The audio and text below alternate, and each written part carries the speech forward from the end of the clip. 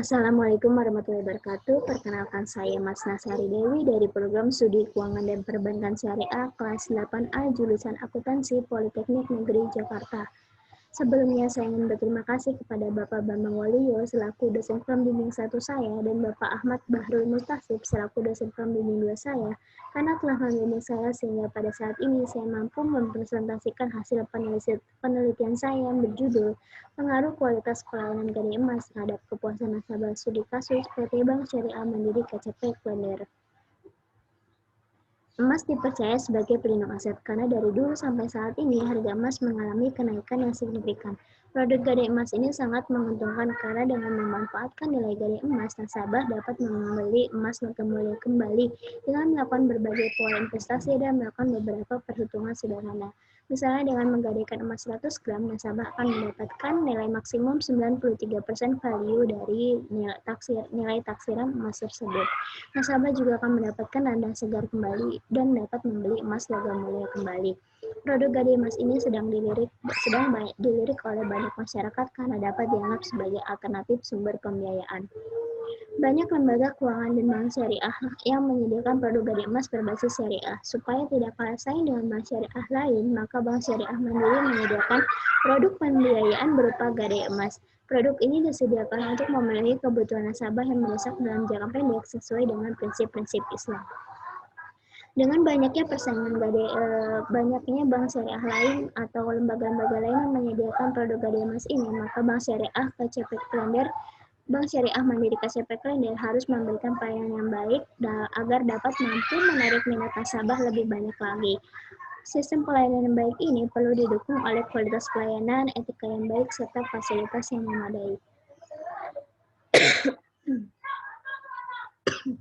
Menurut para sulman dan rekan-rekan yang dikutip oleh Lutfi Diranbat pada tahun 2014 dalam buku Islamic Marketing Management pada halaman 216, pengukuran tes kualitas layanan tersebut didasarkan pada 5 dimensi, yaitu jaminan atau asuransi kehandalan atau reliability, bukti fisik atau tangible, kepedulian atau empati, dan daya tanggap atau responsiveness. Menurut Kotler dalam Kashmir pada tahun 2012, pada buku Manajemen Perbankan di halaman 238, kepuasan pelanggan merupakan penilaian dari pelanggan atas penggunaan barang ataupun jasa dibandingkan dengan harapan sebelum penggunaannya.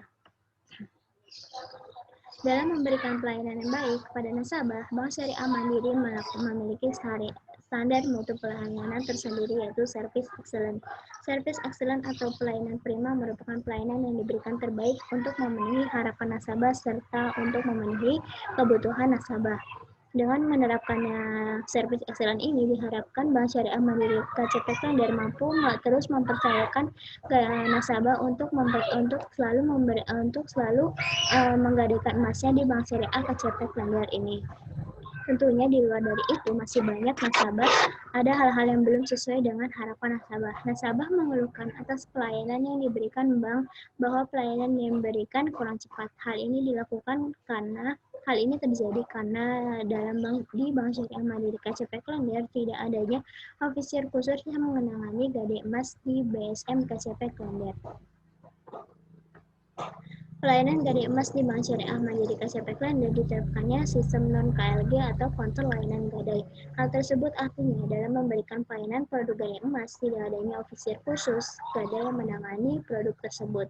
Hal ini dilakukan karena terjadinya masalah internal sehingga BSM KCP Klender terpaksa menerapkan sistem non-KLG ini. Namun demikian, produk gadai emas ini tetap disediakan dengan dilimpahkan oleh back office yang menangani produk gadai emas ini. Namun dengan adanya kekurangan yang dimiliki, gadai emas Bank Syariah Mandiri KCP Klender mampu bersaing dan menarik nasabah. Sampai dengan saat ini, omset per tahun produk gadai emas di BSM KCP Klender sebesar 1,9 miliar rupiah dengan jumlah nasabah sebanyak 85 orang. Kemudian penulis mengambil pertanyaan penelitian. Yang pertama, apakah kualitas pelayanan dari emas yang meliputi assurance, reliability, tangible, empathy, dan responsiveness berpengaruh terhadap kepuasan nasabah di Bank Syariah Mandiri KCP Klender secara parsial?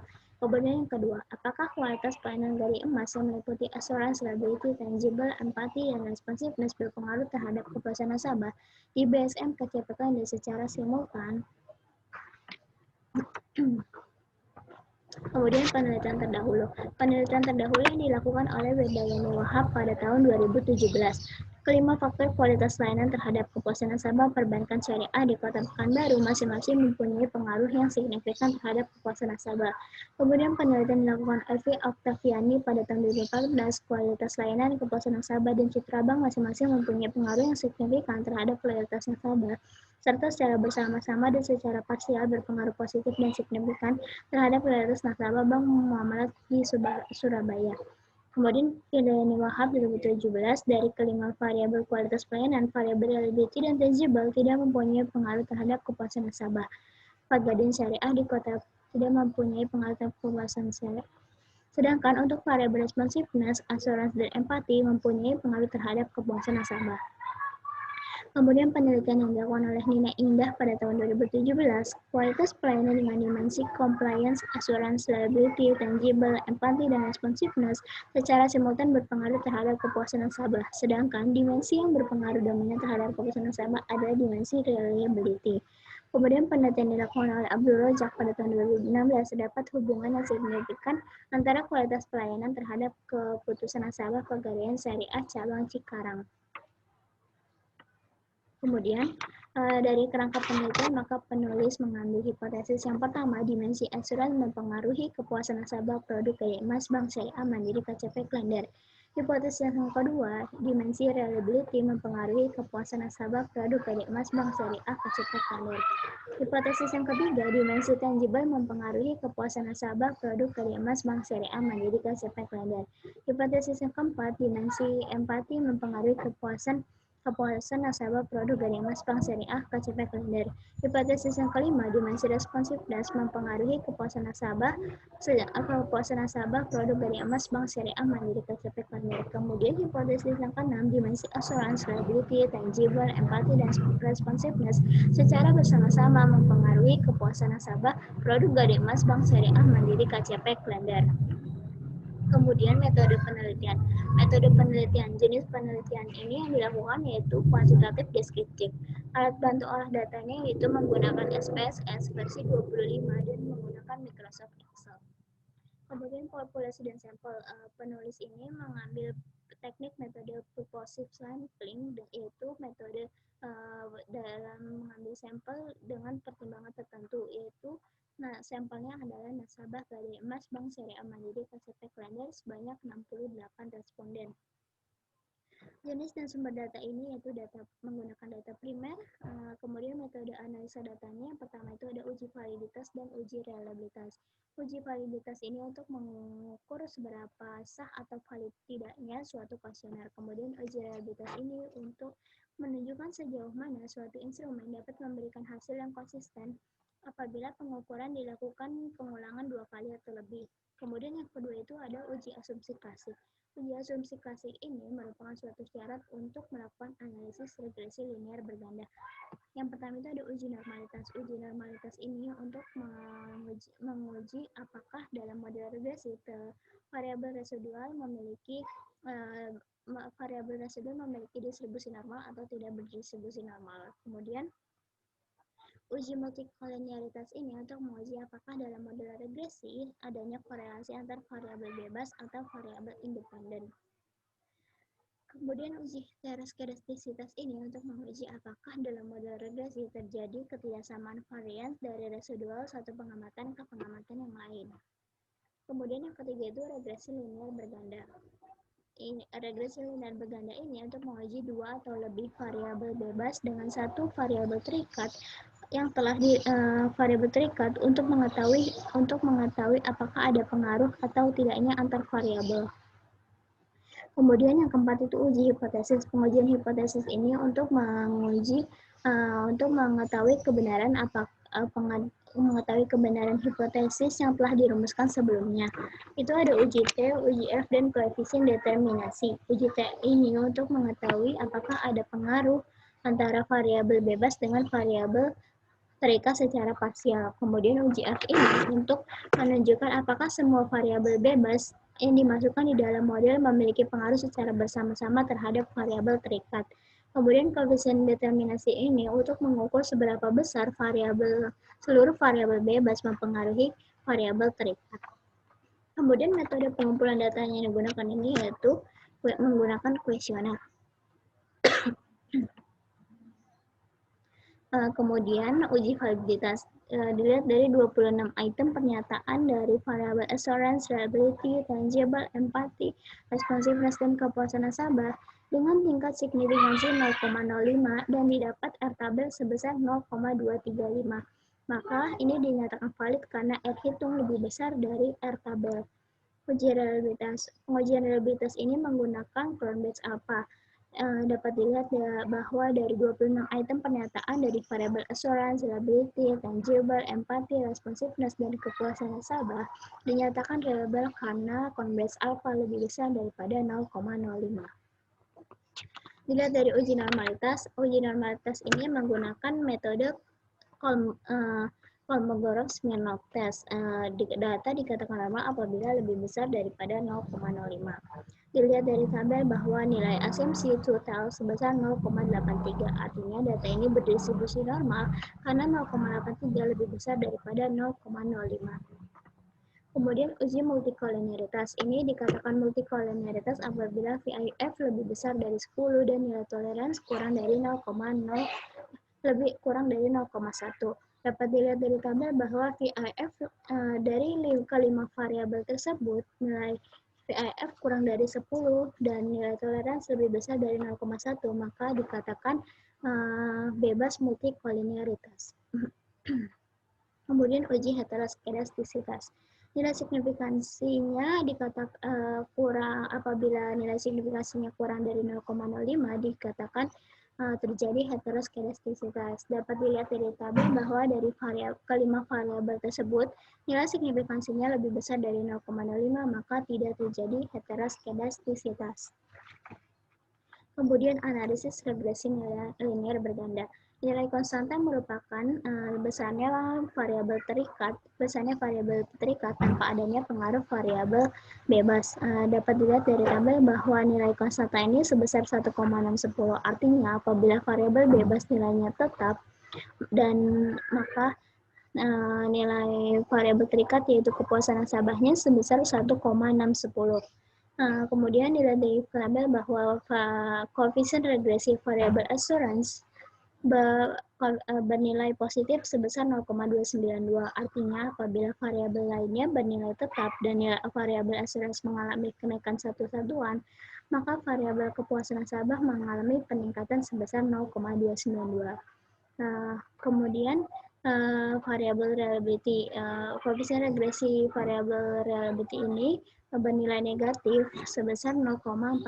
Artinya apabila variabel lainnya mengalami bernilai tetap dan variabel reliability mengalami kenaikan satu satuan, maka variabel kepuasan nasabah mengalami penurunan sebesar 0,47. Kemudian koefisien regresi variabel tangible bernilai positif sebesar 0,205. Artinya apabila variabel bebas lainnya bernilai tetap dan variabel tangible mengalami kenaikan satu satuan, maka variabel kepuasan nasabah mengalami peningkatan sebesar 0,205. Kemudian koefisien regresi empati bernilai positif sebesar 0,094. Artinya apabila variabel lainnya bernilai tetap dan variabel empati mengalami kenaikan satu satuan, maka kepuasan nasabah akan mengalami peningkatan sebesar 0,094. Kemudian koefisien regresi responsiveness bernilai positif sebesar 0,300. Artinya apabila variabel lainnya bernilai tetap dan koefisien responsiveness mengalami peningkatan satu satuan, maka kepuasan nasabah akan mengalami peningkatan sebesar 0,300.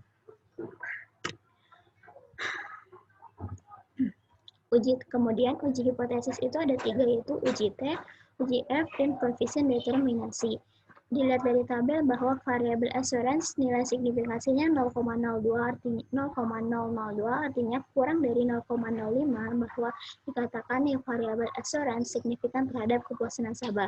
Kemudian terhitungnya 3,254 lebih besar dari tabel, berarti assurance berpengaruh terhadap variabel kepuasan nasabah. Maka dapat dikatakan hipotesis pertama yang menyatakan dimensi asuransi mempengaruhi kepuasan nasabah dinyatakan diterima. Kemudian variabel yang kedua, dapat dilihat bahwa reliability memiliki nilai signifikansi 0,646, berarti lebih besar daripada 0,05.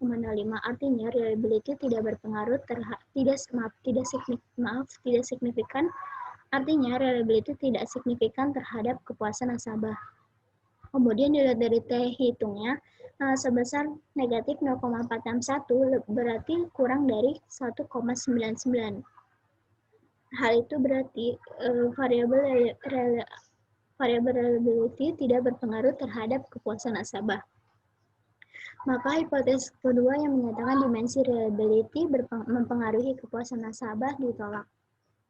Kemudian variabel yang ketiga dapat dilihat di tabel bahwa nilai signifikansi 0,031, maka lebih kecil daripada 0,05, artinya tangible signifikan terhadap kepuasan nasabah. Kemudian dilihat dari T hitungnya sebesar 2,204, artinya lebih besar dari T tabel, ya, yang berarti variabel tangible berpengaruh terhadap kepuasan nasabah. Maka hipotesis ketiga yang menyatakan dimensi tangible mempengaruhi kepuasan nasabah dinyatakan diterima. Kemudian variabel empati, nilai signifikansinya sebesar 0,175, artinya lebih besar daripada 0,05, artinya variabel empati lebih besar daripada tidak signifikan terhadap kepuasan nasabah. Kemudian dilihat dari hitungnya, variabel empati sebesar 1,372, artinya kurang dari